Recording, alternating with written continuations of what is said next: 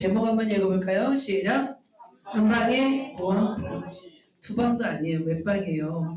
한 방입니다. 여러분 한 방으로 여러분 앞에 있는 여리고성이 많습니다. 그죠? 그것을 다 뚫어내시는 저와 여러분 되었으면 좋겠습니다. 자, 제가 한번 말씀 읽겠습니다. 백성은 외치고 제사장들은 나팔을 불매 백성이 크게 소리질러 외치니 성벽이 무너져 내린지라. 백성이 앞으로 나아가 그 성을 들어가서 그 성을 점령하고. 자, 오늘 본문에 놀라운 역사가 있습니다. 자, 제목이 뭐라고 그랬습니까? 네, 한 방에 무한 펀치입니다. 하나님의 그 펀치가 저와 여러분의 삶에도 있었으면 좋겠고, 2025년도 우리가 달려왔지만 또 우리 앞에 우리 앞에 닥친 그 여리고성이 있다면 이것이 다 무너져 내리기를 우리가 소망합시다. 소망하는 자에게 하나님이 무너뜨려 주실 줄 믿습니다. 자, 그렇다면 오늘 말씀을 통해서 우리에게 들려주시는 음성이 무엇인지 집중하여 들으셨으면 좋겠습니다. 제가 PPT를 너무 열중하는 바람에 목이 좀 안 돌아갑니다. 너무 열심히 해가지고 40장까지 준비했습니다. 한번 쭉 같이 보시면서 은혜되는 시간 되었으면 좋겠습니다. 자, 철옹성과 같은 굉장히 난공불락의 성이 있습니다. 자, 난공불락하면 여러분은 무슨 도성이 떠오르는지요? 만리장성이 떠오르지요. 저는 이제 2007년도에 이 만리장성을 가보았습니다. 자, 굉장히 길고 굉장히 높습니다. 기원전 2222년으로 진시 황제가 중국을 통일한 후 흉노적을 방어하기 위해서 여러 성들을 보수하고 연결시켜서 쌓은 성입니다. 그래서 높이가 9m, 그리고 그 옆에 가로가 바로 5m입니다. 5m이기 때문에 한 5명 정도 지나갈 수 있습니다. 그리고 길이가 거의 2,000에서 3,000km 된다고 했습니다. 굉장히 큰 성이었습니다. 그런데 이 성벽은 누구도 기어 오를 수 없는, 뚫을 수 없는 그런 성벽이었습니다. 그런데 이 난공불락 같은 바로 만리장성이 무너뜨려지게 되었습니다. 유명무실한 성이 되었습니다. 이 성벽 어느 한 곳이 부실해서가 아니었습니다.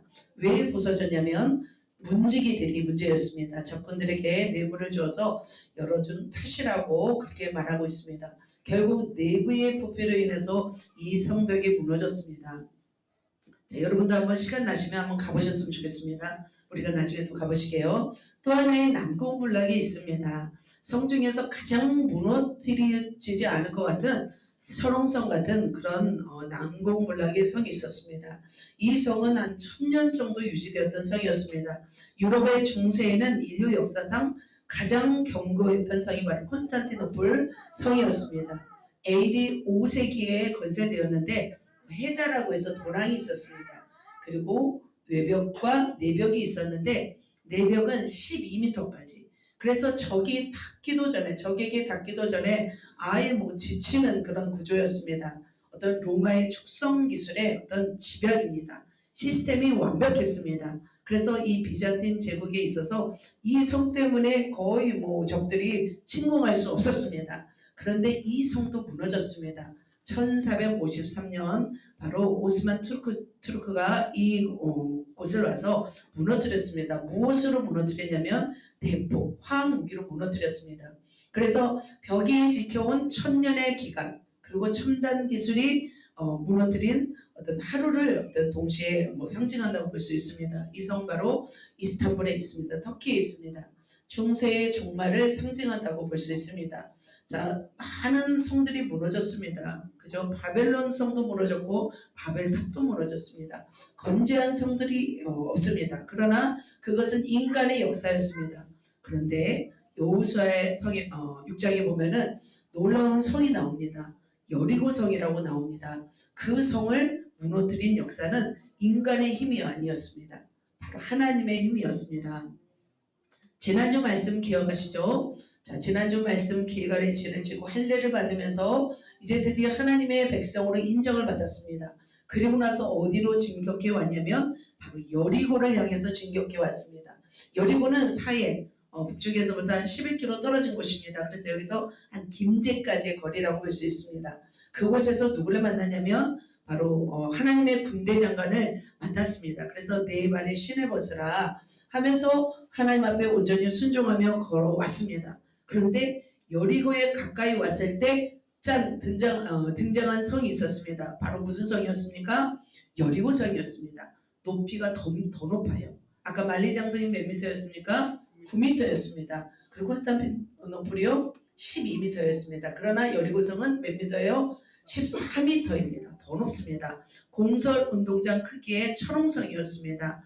자, 이 성을 만났을 때 깜짝 놀랐습니다. 이 성벽은 공격이 불가능한 그런 형태였습니다. 벽을 무너뜨리지 않는 한 군대는 그 경사를 넘어갈 수가 없었습니다. 사다리를 이용할 수도 없었고 사다리를 받침할 수 있는 밑바탕이 허술했습니다. 난공불락과 같은 이 여리고성이 어떻게 되었습니까? 오늘 본문에 무너졌습니다. 이것은 뇌물도 아니었습니다. 첩자도 아니었고 대포도 아니었습니다. 외부적으로 강력한 화학 무기가 이 성을 무너뜨린 것이 아니었습니다. 자, 그렇다면 이 성을 누가 무너뜨렸을까요? 바로 하나님이셨습니다. 자, 어떻게 이 철옹성 같은 여리고성, 사람들이 건들 수 없는 이 성이 모래성이 되게 하였을까요? 그런데 오늘 본문에 보면은 하나님의 명령하였을 때 그 명령이 온전한 이스라엘 백성, 그 백성들의 순종으로 인하여서 이 성벽이 무너졌다고 해도 우리는 가언이 아닙니다.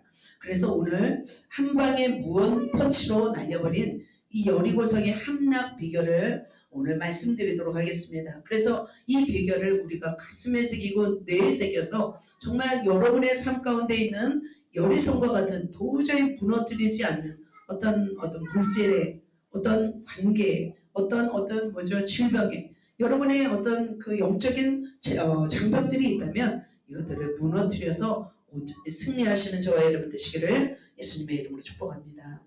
자, 그렇다면 오늘 본문으로 들어가서요. 첫 번째 비밀이 있습니다. 같이 한번 읽겠습니다. 잘 듣고 잘 전하라. 자, 잘 들어야 돼요. 누구의 음성을 잘 들어야 될까요? 하나님의 음성을. 하나님은 굉장히 세밀하다는 것을 알게 되었습니다. 하나님이 굉장히 디테일하시고 굉장히 섬세하신 분입니다. 그것을 우리는 어떻게 들어야 돼요? 잘 들어야 돼요. 말씀도 어떻게 돼요? 대충 들어서는 안 돼요. 하나님의 말씀도 잘 들어야 될 줄 믿습니다. 여리고성 싸움은 총칼로 싸우는 전쟁이 아니었습니다. 모든 전쟁은 힘과 무력으로 싸웁니다. 그러나 이 전쟁은 고도의 심리전이었습니다. 팽팽하게 맞서서 어떤 긴장감 속에서 하나님의 한 방으로 무너뜨린 엄청난 파괴력이 있는 전쟁이었습니다. 자, 하나님의 명령은 굉장히 디테일하였습니다. 하나님은 어떻게 그렇다면 말씀하셨는지 우리가 살펴보았으면 좋겠습니다. 하나님은 한 번 말씀하실까요? 두 번 말씀하실까요? 놀라운 것은 하나님은 한 번 말씀하세요. 그래서 우리는 그 말씀을 잘 들어야 된다는 거예요. 자, 그래서 하나님은 또 누구에게 말씀하시냐면 누구에게 말씀하세요? 지도자에게 말씀하시더라고요. 여호수아에게 말씀하십니다. 그래서 여호수아는 그 말씀을 잘 들어야 되고 잘 전달해야 돼요. 그런데 하나님의 명령은 굉장히 상식적인 수준이 아니었습니다. 굉장히 희한한 명령이었고 진행 순서가 있었습니다. 자, 그 시대 아무도 무너뜨릴 수 없는 그 여리고성, 하나님은 도대체 어떤 명령을 하였는지 한번 살펴보도록 하겠습니다. 그때 우리는 어떻게 해야 되냐면 그것을 아주 잘 들어야 됩니다. 하나님의 명령은 아주 디테일했기 때문입니다. 자, 그렇다면 그런 상황, 어떤 상황이었는지 그 여리고성의 상황을 한번 살펴보도록 하겠습니다. 같이 한번 말씀드리겠습니다. 이스라엘 자손들로 말미암아 여리고는 굳게 닫혔고 출입하는 자가 없었더라. 자, 여리고성 사람들은 긴장했습니다. 여리고성을 완전히 밀폐하였습니다. 개미 한 마리도 들어갈 수 없을 만큼 철통 방어를 하고 있었습니다. 여리고성은 또 튼튼했습니다. 이중배역으로 되어 있었기 때문에 그 성으로 들어가기가 굉장히 쉽지 않았습니다. 포위수법을 하잖아요. 성을 점령할 때 알렉산더 대왕 같은 경우는 포위수법을 하잖아요. 포위수법에서 그들이 굶도록, 그래서 성을 열 수밖에 없도록 만드는데 그 당시 여리고성은 어땠냐면 몇 년 동안 버틸 만큼의 식량도 준비되었다고 합니다. 그래서 그들은 그냥 닫고 있으면 오히려 공격해 온 사람이 지쳐버리는 이런 상태였습니다. 그런데 하나님은 어떻게 말씀하셨냐면 이렇게 말씀하십니다. 같이 읽겠습니다. 여호와께서 이르시되 보라 내가 여리고와 그 왕과 용사들을 내 손에 넘겨주었습니다. 하나님은 어떻게 하신대요? 이 성을 누구에게 주리라? 너희에게. 하나님은 너희 것이라고 하면은 그 성은 누구의 것인 거예요? 그들 것인 거예요. 하나님이 이 성을 너에게 주겠다 그러면 하나님은 반드시 이 성을 주시는 분인 줄 믿습니다. 그런데 성만 주시는 것이 아니라 그 왕과 용사들까지 다 넘겨주신대요. 하나님은 이미 어떻게 하신 거예요? 이 성을 주겠다고 마음 먹으신 거예요. 작정하신 거예요. 이미 군대 장관까지 다 보내셨습니다. 하나님은 당장이라도 무너뜨릴 수 있는 분이셨습니다. 그런데 하나님은 대가를 요구하세요. 자, 세상은 그렇습니다. 이 세상이나 영계나 공짜가 있습니까? 없습니까? 없습니다. 철저한 대가 없이 얻어지는 것이 없습니다. 십자가 대가 없이 천국으로 진입할 수 있나요? 없어요. 하나님은 반드시 하나님의 어떤 선물을 마련하시고 그것을 주기까지 무엇인가 하나님께서 원하시는 것이 있습니다. 그때 우리는 그것을 잘 듣고 그것에 대해서 온전히 순종할 때 그것을 얻게 되는 줄 믿습니다. 자, 그렇다면 하나님은 백성에게 세 가지를 명령하셨어요. 자, 한번 살펴보도록 하겠습니다. 첫 번째로 모든 군사에게 명령했어요. 성을 둘러 성주위를 돌 때 같이요. 매일 한 번씩 엿새 동안 그리하라. 자, 6일 동안 뭐 하래요? 군사들에게 명령했어요. 자, 군사들이 굉장히 긴장하고 있습니다. 첫 번째로는 그 성을 돌 때 매일 한 번씩 엿새 동안 돌라. 자, 모든 군사는 6일 동안 한 바퀴씩 돌아야 되는 거예요. 자, 하루에 한 바퀴씩 6일 동안 돌아야 돼요. 5바퀴 돌면 돼요? 안 돼요? 안 돼요. 군사들에게 땅을 파라고 했습니까? 땅굴을 파라고 했습니까? 토성을 쌓으라고 했습니까? 아니면 줄을 타고 넘어가라고 했습니까? 아니에요. 어떤 일을 하는 거예요? 성주위를 한 바퀴만 돌으라고 하는 거예요. 자, 도는 것은 쉽지 않습니다. 하지만 도는 것은 쉽습니다. 그죠? 땅 파는 것보다 쉽고 통상 쌓는 것보다 쉽습니다. 그러나 마음가짐은 어땠을까요? 이건 쉽지 않은 거죠. 자, 첫 번째는 군사들에게 명령했습니다. 두 번째로는 누구에게 명령합니까?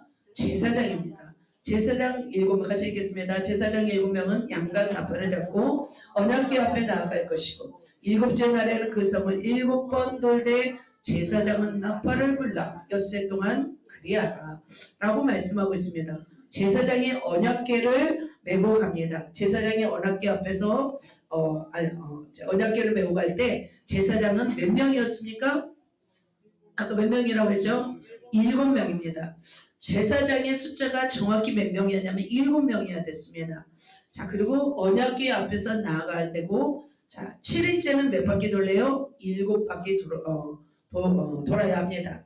자, 그리고 7바퀴째 도는 때 나팔을 길게 불으라고 했습니다. 자, 제사장들에게 군복을 입고 카르차라고 안 했습니다. 자, 언약궤를 잡고 뭘 불고 가는 거예요? 나팔. 자, 나팔 한번 볼까요? 자, 나팔을 제가 나팔을 한번 보겠습니다. 자, 나팔이 무기입니까? 자, 나팔 불면 거기서 막 불이 나옵니까? 아니면 총알이 나옵니까? 나팔 불면 거기서 막 원자탄이 나옵니까? 아닌 거예요. 이 나팔을 들고 가라고 했습니다. 그리고 7바퀴 돌 때 길게 불라고 말씀하였습니다. 자, 첫 번째 군사에게 말했고 제사장에게 말했습니다. 자, 세 번째로 말합니다. 세 번째는 누구에게 말하냐면, 자, 그리고 제사장들이 마지막 백성들에게 크게, 자, 같이 한번 제사장들이 양각 나팔을 불어 그 나팔 소리가 너희에게 들릴 때에 같이요. 백성은 큰 소리로 외쳐 부를 것이라. 자, 마지막에 누구에게 말한 거예요? 백성에게. 자, 나팔 소리를 들으면 큰 소리로 외쳐 부른대요. 자, 하나님은 미리 외쳐도 안 돼요. 언제요? 외쳐야 할 때. 나팔을 불 때 바로 길게 외쳐야 됐습니다. 그래서 백성 가운데 어린이와 여인들은 7째 날에 길게 나팔 소리가 울려 퍼질 때에 바로 외치라고 합니다. 이것은 뭐냐면 타이밍인 거예요. 자, 적들이 어떻게 해요? 적들이 몰려오기 전에, 그죠? 우리는 그 타이밍을 알아야 됩니다. 공부도 타이밍이 중요합니다. 영적 전쟁도 타이밍이 중요합니다. 영적 전쟁을 뭐 미리 준비하지 않고 다 악한 영들이 와서 다 해집고 나서 우리가 그 수습하려면 힘듭니다. 그래서 우리는 긴장해야 됩니다. 백성들도 마찬가지였습니다. 긴장하면서 그 소리에 쫑긋하고 귀를 기울여야 했습니다. 그래서 하나님은 여리고성을 주시지만 바로 디테일에게 하나님께서 음성을 주셨습니다. 군사들의 임무가 있었고 제사장의 임무가 있었고 백성의 역할이 있었습니다. 매일 한 바퀴씩 6번, 또 7명의 제사장. 백성은 나팔 소리를 들을 때 외치는 것이 바로 그들의 임무였습니다. 그래서 하나님의 이 정확한 명령을 여호수아가 들었습니다. 그리고 여호수아가 이것을 누구에게 말해야 돼요? 이들에게 말해야 돼요. 군사에게 말해야 되고 제사장에게 말해야 되고 백성에게 말해야 돼요. 근데 한두 명이에요? 몇 명이에요? 200만 명이 되는 이 백성에 또 제사장도 많잖아요. 어떻게 여호수아가 그들을 다 전해야 될까? 이것이 쉽지 않습니다. 잘 듣는 것도 어려운데 또 이것을 전해야 된다는 게 쉽지 않습니다. 자, 그런데 여호수아는 그 명령을 잘 들었을까요? 잘 들었습니다. 같이 하면 제가 읽겠습니다. 눈의 아들 여호수아가 제사장들을 불러 너희는 언약궤를 메고 제사장 7은 양각나팔 7을 잡고 여호와 궤 앞에서 나아가라 하고, 첫 번째로는 여호수아가 누구에게 명령했어요? 제사장에게. 자, 그 다음에 누구에게 명령해서 같이 읽겠습니다. 또 백성에게 이르되 그 성을 돌되 무장한 자들이 여호와 궤 앞에서 나아갈지라. 이 성경에는 굉장히 짧게 이렇게 나와 있지만 아주 디테일하게 여호수아는 설명하였습니다. 여호수아는 하나님께서 말씀하신 그대로를 정확하게 듣고 전했습니다. 그래서 먼저 명령을 누구에게? 바로 제사장에게 먼저 전했습니다. 그리고 나서 백성에게 전한 것을 볼 수 있습니다. 하나님은 한 번의 명령을 누구에게 했냐면 여호수아에게 했습니다. 그렇다면 여호수아는 어떻게 했습니까? 정확하게 백성에게 전달했습니다. 이것이 굉장히 디테일의 보존입니다. 그래서 리더십의 핵심은 뭐냐면 하나님의 의도를 정확하게 파악하고 왜곡 없이 전달하는 것, 이것이 바로 리더의 언어 전달력인 것을 발견하게 되었습니다. 자, 우리가 생각할 때 우리는 어떻습니까? 하나님의 우리의 육성으로 들려주십니까? 하나님의 음성을 그렇게 듣는 분은 거의 없습니다. 하나님의 음성은 내면으로 듣게 됩니다. 우리에게 내면적인 음성을 들려주십니다. 자, 하나님이 그렇게 내면적으로 들려주신다고 해서 우리는 그것을 대충 들으면 될까요? 아닌 거예요.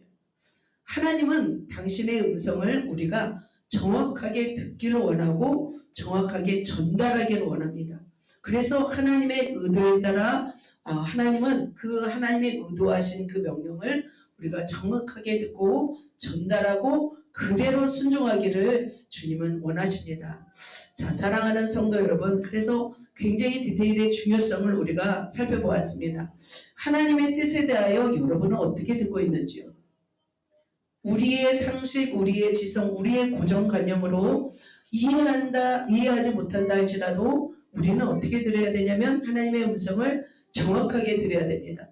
하나님은 모든 상황에 정확하시고 1.1에 틀린 점이 거의 없습니다. 그래서 중요한 것은 우리는 어떻게 해야 되냐면 하나님의 방법과 하나님의 뜻에 대하여 우리는 정확하게 들을 수 있는 사람이 되어야 합니다. 하나님의 명령을 우리가 듣지 못한다고 해서 대충 들어서도 안 되고 대충 해서도 안 되는 거예요. 하나님은 보세요. 순서가 있었어요. 군사에게 말씀하셨고 제사장에게 말씀하셨고 백성에게 말씀하셨습니다. 제사장 7명, 6일 동안 한 바퀴, 7일 동안 7바퀴라고 말씀하셨고 또 타이밍이 있었습니다. 미리 외쳐서도 안 되었습니다. 늦게 외쳐서도 안 되었습니다. 하나님은 굉장히 디테일하게 이렇게 설명하는 것을 볼 수 있습니다. 우리는 하나님이 얼마나 체계적이고 순차적으로 일하시는 분인지를 저는 이 말씀을 예전에도 많이 말씀을 하지만 너무나 중요하신 하나님, 질서의 하나님이심을 알게 되었습니다. 하나님은 대충 얼렁뚱땅 일하시는 분이 아니심을 알게 되었습니다. 만약 여호수아가 하나님의 음성, 이 음성을 대충 듣고 제사장에게 백성들에게 대충 전했어요. 잘 전하지 않았어요. 그러면 어떻게 되었을까요? 여리고성은 무너지지 않았습니다. 그래서 우리는 헛된 데에서 땅을 파면 안 되는 거예요. 하나님이 원하시는 그 지점이 있는 거예요. 하나님이 원하시는 교회가 있는 거예요. 하나님이 원하시는 예배의 순서가 있는 거예요. 그래서 그들은 이 하나님이 한 번 명령한 이 명령을 듣고서 전달했습니다. 하나님의 명령을 자기 마음대로 내가 오늘 한 바퀴 돌기 싫다고 해서 내일 두 바퀴 돌면 돼요? 안 돼요? 안 돼요. 근데 오늘 막 두 바퀴 돌아버려. 그리고 내일 안 돌아. 그래도 안 된다는 거예요. 자, 내 마음대로 내가 하고 싶은 대로 내 아무렇게나 하는 것은 하나님의 뜻이 아닐까요?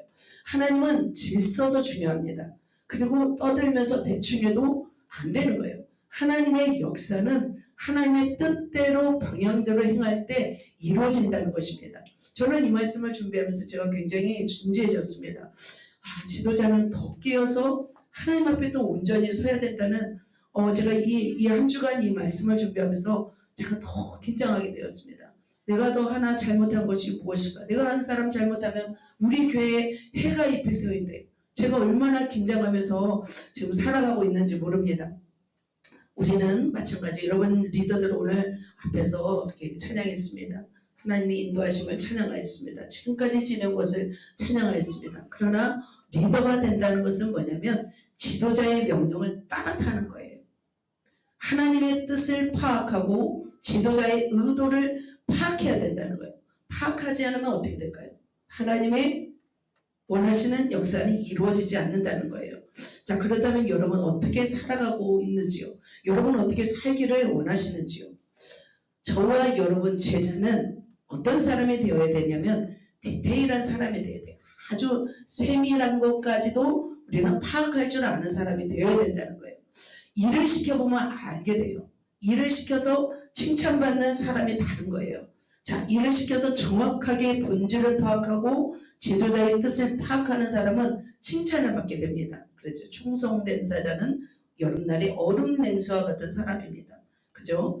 자, 리더십은 그래서 지도자의 의도와 하나님의 의도를 파악해야 될 줄 믿습니다. 교회 와서 기도하라고 하면 기도하는 거예요.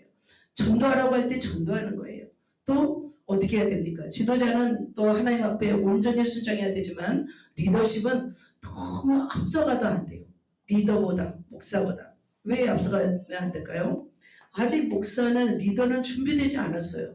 실력이 예를 들면 아직 안 닿았든지 아직 준비가 안 됐어요. 그런데 막 자기가 막 먼저 나가버려요. 그럼 배가 어떻게 됩니까? 배가 산으로 가버립니다. 그런데 탁월한 어떤 사람은 이렇더라고요. 시키지도 않았음에도 불구하고 의도를 파악하고 그 조용히 일처리를 해버리는 사람이 있습니다. 그러면 그 사람은 굉장히 멋진 사람이라는 거죠. 그래서 우리는 어떤 삶이 살아야 되냐면 우리의 촉을 세워야 되는 거예요. 의도를 파악하고 내 판단을 멈추고 내 기준을 멈추고 지금 교회가 지금 하나님이 원하시는 것을 살피고 따를 때 바로 여리고성이 무너질 줄 믿습니다. 그럴 때 바로 공동체는 승리하게 될 줄 믿습니다. 공동체가 승리하는 비결, 공동체가 성공하는 비결은 뭐냐면 리더와 함께 발맞추어 나가는 거예요. 그래서 지금 여호수아 공동체는 어떻게 했습니까? 굉장히 디테일한 어떤 이 하나님의 명령을 가지고 바로 순차적으로 나아가고 있습니다. 여러분 모두가 여러분 셀 안에서 또 우리 예수제자교회가 그렇게 승리하기 위해서는 바로 한마음 한뜻 되어서 하나님이 원하시고 요구하는 분량으로 우리는 한 걸음씩 나가야 될 줄 믿습니다. 그래서 여러분의 부서와 여러분의 또 셀과 여러분의 가정과 여러분의 사역에 있어서 정말 모두가 잘 하나님의 뜻에 온전히 디테일하게 설명을 받고 명령을 받아서 승리하시는 여러분의 삶이 되시기를 예수님의 이름으로 축복합니다. 아멘. 자, 두 번째입니다. 첫 번째로는 잘 듣고 잘 전달하는 것입니다. 자, 두 번째 비밀 같이 한번 읽겠습니다. 시작. 말할 때와 침묵할 때를 알라. 첫 번째는 잘 듣는 거예요. 그런데 두 번째는 잘 말하는 거예요. 뭐라고요? 잘 말해야 된다. 자, 입술의 조절 능력을 가진 사람은 엄청난 능력자입니다. 자, 말해야 될 때와 침묵할 때를 아는 것은 엄청난 무기입니다. 그래서 여러분이 사회생활 하면서도 이것이 가장 큰 무기인 거예요. 어떤 실력보다도 더 큰 무기는 우리의 입술에 있습니다. 자, 하나님은 여리고성 앞에서 이스라엘 백성에게 시험하십니다. 하나님은 지금 여리고성을 어떻게 하라고 했습니까? 뭐 7번, 6번 돌고 7번째 7번을 돌라고 말씀하십니다. 자, 이것은 인간 상식으로 이해할 수 있어요, 없어요? 인간 상식으로 이해할 수 없는 명령이었습니다. 어떻게 보면은 침입하여 성문을 열고 작사를 내야 되는데 하나님은 이상한 명령을 내리신 거예요. 자, 그러면서 여리고성 사람들은 위에서 다 주시하면서 성이 높잖아요. 14m잖아요. 그러면 그 위에서 사람들이 하고 있는 걸 볼 수 있어요, 없어요? 다 보는 거죠. 다 보고 있는 상황 속에서 바로 그렇게 돌라고 하는 것은 상식 이하의 어떤 그런 어떤 명령이었습니다. 그럼에도 불구하고 여호수아는 하나님의 명령을 제사장들에게 전했고 백성들에게 전했습니다. 긴장의 어떤 7일이죠. 7일 동안에 이런 일들은 우리의 상상으로, 우리 현대를 살아가는 우리의 상식으로도 이해가 안 되는 일이었습니다. 6일 동안 한 바퀴 도는 거예요. 그리고 7일째 동안 7일 7바퀴 돌고 나팔 소리를 내면 외쳐라 하는 거예요. 이것이 무슨 전쟁이에요. 안 그래요? 전쟁은 어떤 기본 상식이 있어야 되잖아요. 이거는 상식적이지 않은 그런 전쟁이었습니다. 그렇다면 이스라엘 백성은 한마디 할 수 있어요, 없어요? 왜 그런 명령을 하셨지? 백성들이 말하지 않을까요? 리더들은 말하지 않을까요? 왜 여호수아는 잘못 들은 거 아니야? 여호수아가 잘못 들어가지고 이상한 거 우리를 이상하게 한다라고 생각할 수가 있습니다. 그럼에도 불구하고 이스라엘 백성이 어떻게 했는지 한번 살펴보도록 하겠습니다. 굉장히 기네요. 여호수아가 백성에게 이르기를 마침에 같이 읽습니다. 제사장 7은 양각 나팔을 잡고 여호와 앞에서 나아가며 나팔을 걸고 여호와 연합궤는 그 뒤를 따르며 그 다음 무장한 자들은 나팔 부는 제사장들 앞에서 행진하며 후군은 궤 뒤를 따르고 제사장은 나팔을 불며 행진하더라.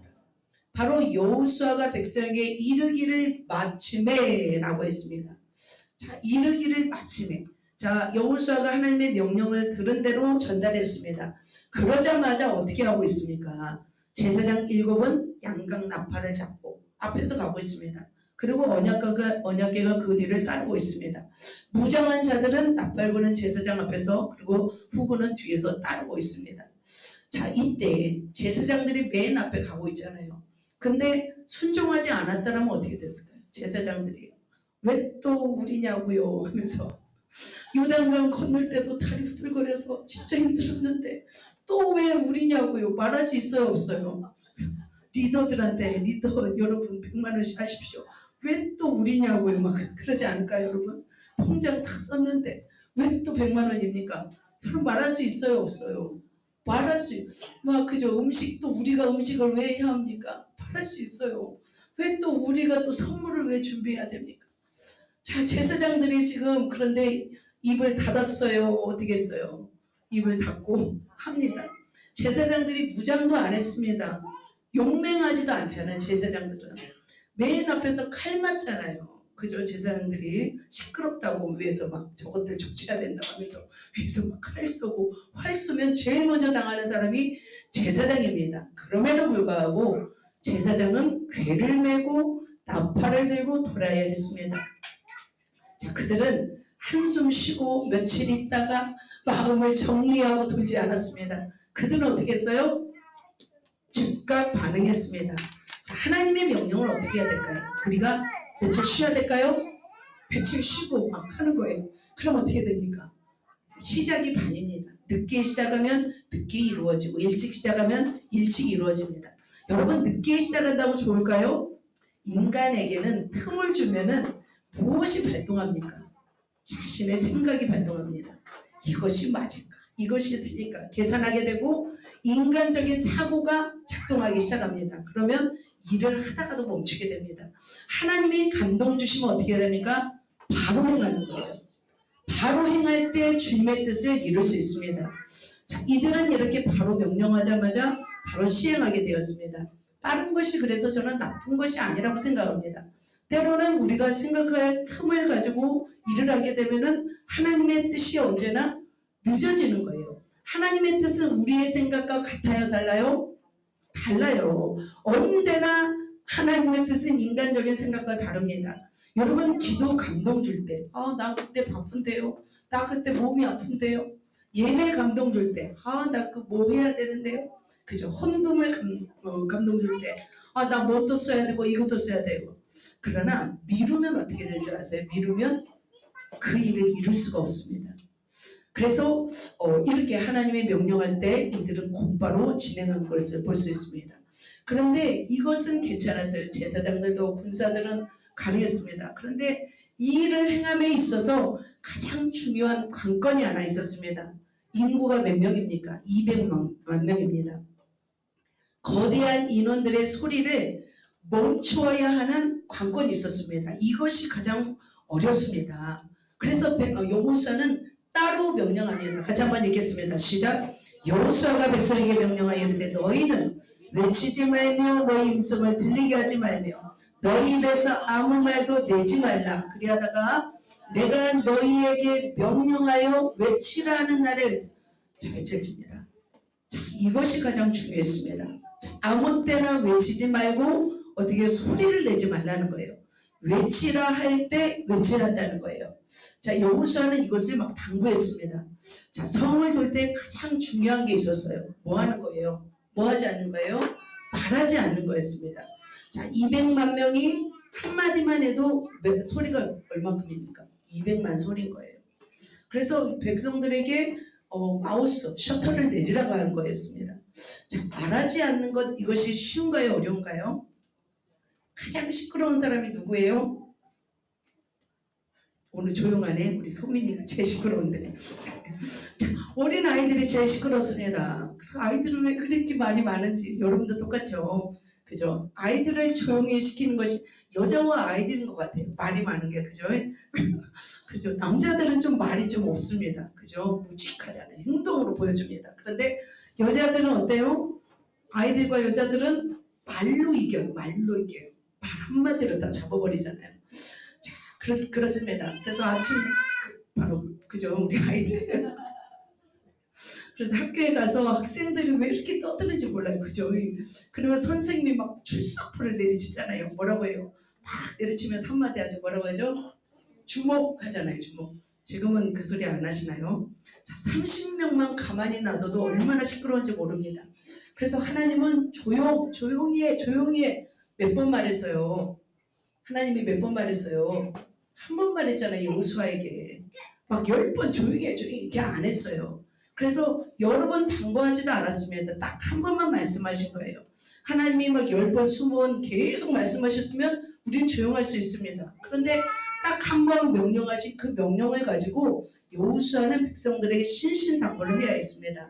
그래서 침묵은 어떤 것일까? 라는 생각을 할 때 침묵은 최고 난이도의 믿음이 아닐까라는 생각이 들었습니다. 그래서 우리는 주님의 음성을 귀담아 듣고 그 일을 행해야 합니다. 마찬가지로 백성들은 어떻게 했냐면 바로 이렇게 행합니다. 제사장 7은 바로 행하면서 엿새 동안 이렇게 행하였습니다. 그들은 침묵했습니까? 침묵했습니다. 그들은 입에 지퍼를 달고 순종하면서 돌고 돌았습니다. 그래서 60만의 군사들은 공성 운동장만한 이 성을 매일 돌았고 말을 하지 않았습니다. 모두가 이제 성을 돌 때 그저 상황이 어려울 수도 있잖아요. 왜 우리가 이것을 돌아야 되느니, 그저 언제까지 우리가 돌아야 되느니 말할 수가 있었습니다. 그러나 그들은 말하지 않고 돌았던 것을 볼 수 있습니다. 돌고 있는 군사를 보면서 여인들과 아이들은 침묵했습니다. 침묵 속에서 마지막 7바퀴를 돌았습니다. 같이 한번 7째 날 같이 한번 읽겠습니다. 7째 날 새벽에 일찍 일어나서 전과 같은 방식으로 그 성을 7번 도니 7번째 제사장들이 나팔을 불 때에 여호수아가 백성에게 이르되 외치라 여호와께서 너에게 이 성을 주셨느니라. 할렐루야. 군사들은 새벽에 일어났습니다. 그리고 7번을 돌았습니다. 여리고성은 600에서 800m예요. 작은 요새였고 평야지대에 있습니다. 그런데 이 성을 돌 때 한 서너 시간은 소요됐을 것입니다. 자, 하나님은 어떠시냐면 얼마나 많이 이 성을 돌았냐를 보지 않아요. 그죠? 만일 100번을 돌아서 무너진다고 하면 우리는 어떻게 해요? 100번 돌면 돼요. 그런데 하나님은 정확한 숫자를 주셨어요. 몇 번? 주일날은 7번. 매일 하루 한 번. 하나님은 그걸 원하세요. 우리를 짐 빼는 사람이 아니에요. 하나님은 짐 빼게 하시는 분이 아니에요. 하나님은 우리가 하나 명령할 때 듣느냐 안 듣느냐 이것을 하나님이 보시는 거예요. 그래서 많이 열심히 할 필요도 없는 거예요. 내 힘대로 내 어떤 의지대로 내 자아대로 할 필요가 없는 거예요. 하나님이 이걸 명령하면 이걸 하시는 거예요. 저거 명령하면 저거 하는 거예요. 하나님은 그걸 보시고 잘했다 칭찬하시는 분이십니다. 그런데 하나님이 한 10바퀴 돌면 됩니다 하고서 많이 돌아서 이렇게 우리가 무너뜨리면 편할 수도 있습니다. 그런데 정확하게 도는 숫자를 서야 했습니다. 그래서 하나님의 뜻대로 순종하는 것을 하나님이 더 기뻐하신다는 거예요. 그들은 하나님이 하실 것을 믿고 나아가는 용맹스러운 군사가 되었습니다. 드디어 순종 후 마침내 침묵을 깨는 순간이 찾아왔습니다. 정확하게 7바퀴 돌 때에 제사장들이 어떻게 했습니까? 나팔을 불었습니다. 길게 불었습니다. 그리고 어떻게 했습니까? 외치게 되었습니다. 뭐라고 외쳤습니까? 여러분 우리도 한번 외쳤으면 좋겠어요. 막 외칠 때 성이 무너지면 얼마나 좋을까요? 근데 그 당시는 그런 거였고 우리가 외쳐서 무너지면 뭐 맨날 가서 외치겠죠? 우리가 외친다고 우리는 무너지지 않습니다. 우리는 뭐 해야 됩니까? 기도해야 됩니다. 기도하면서 하나님이 그때마다 하나님 원하시는 대로 순종해 나가면 됩니다. 그래서 그들은 외쳤습니다. 아마 놀랬을 것 같아요. 그 200만 명이 소리를 지를 때에 여리고 사람들은 깜짝 놀랐을 거예요. 왜냐하면 침묵을 했잖아요. 일주일 동안 아무리 소리도 안 하다가 갑자기 외치게 되었습니다. 자, 침묵으로 일관한 그들을 보면서 두려움에 휩싸였다가 갑자기 보니까 어떤 일이 일어났습니까? 외치자마자 그들이 막 이렇게 멋지지 않아요? 그림? 대단하죠? 네. 제가 목이 안 들어갈 정도로 이거 준비하면서 아무튼 그렇습니다. 이렇게 외쳤습니다. 그러자 어떤 일이 일어났습니까? 성벽이 무너져 내렸습니다. 돌기만 하고 소리만 질렀는데 성벽이 무너졌습니다. 난공불락이었습니다. 14m의 성벽이 무너졌습니다.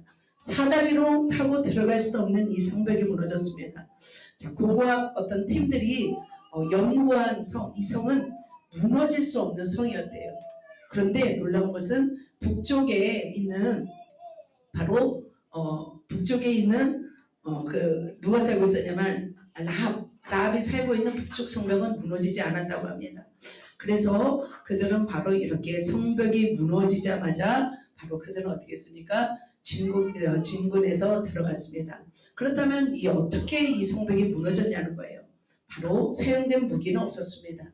무엇으로 무너졌어요? 바로 백성의 순종이었습니다. 온전한 순종이 무엇을 낳았습니까? 기적을 낳았습니다. 남은 성벽은 하나였습니다. 바로 라합이 살고 있었던 북쪽 성벽이 무너졌습니다. 자, 사랑하는 성도 여러분, 여리고성 전투는 인간의 공격도 인간의 방어도 아니었습니다. 여리고성을 어떻게 해요? 품고 당당하게 걸은 후에 소리를 지를 때 하나님이 무너뜨린 놀라운 전투였습니다. 그래서 하나님은 이스라엘군과 여리고 간에 무언의 팽팽한 긴장 속에서 서로 대치하게 하였습니다.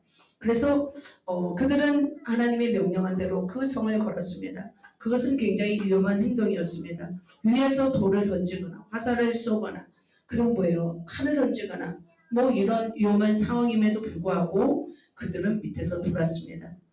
이 뜻은 무엇이에요? 백성으로 하여금 두려워하지 말라는 거예요. 진짜로 그리고 너희가 내 말에 순종하는지를 하나님이 보셨다는 것을 우리가 볼 수 있습니다. 자, 그렇다면 이 모습을 보면서 우리에게 들려주시는 하나님의 메시지는 무엇일까요? 저는 여기서 가장 핵심적인 것이 저는 침묵이라는 생각이 들었습니다.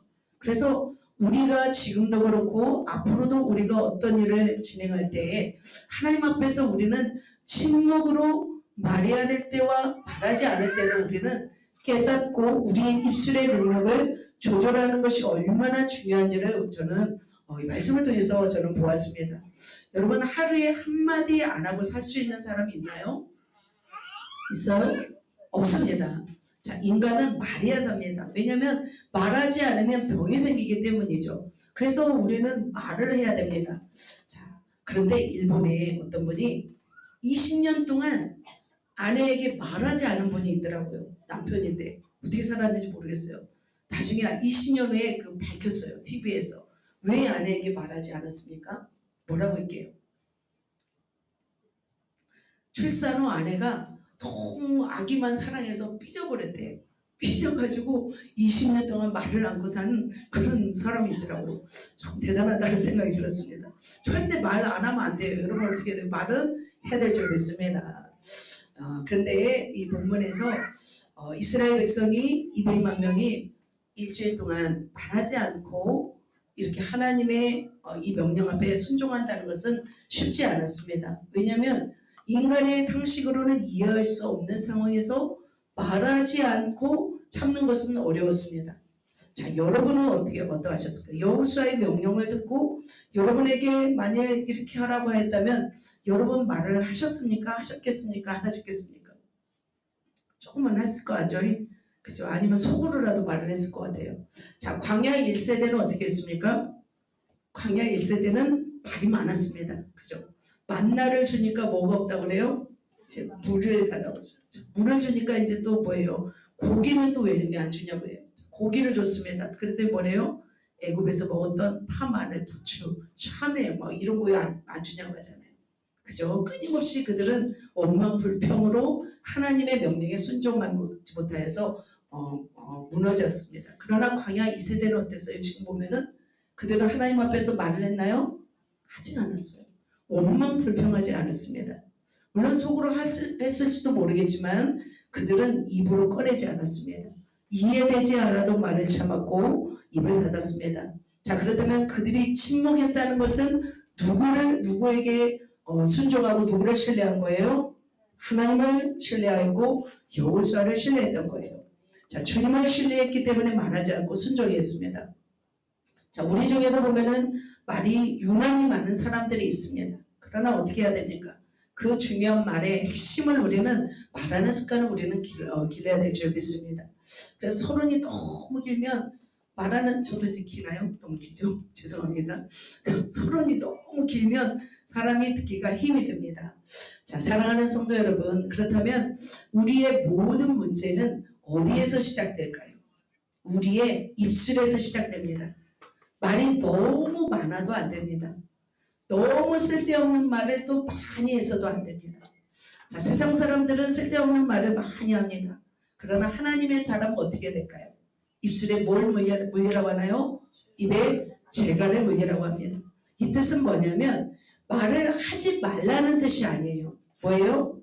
말을 하지 말고 말을 통제하라는 어떤 성경적 지혜인 거예요. 그래서 이런 말씀, 내 혀에 재갈을 물리리니 악인이 내 앞에 있을 때 내가 잠잠하리라 하였도다 라고 말씀하고 있습니다. 그래서 재갈은 어떤 뜻이냐면 우리의 말의 속도를 늦추고 방향을 통제하면서 위험한 순간에 멈추게 하는 거예요. 그래서 이 재갈은 뭐냐면 생각보다 말이 먼저 나가면 돼요, 안 돼요? 안 돼요. 그래서 그렇다면 우리는 언제 이 재갈이 필요할까요?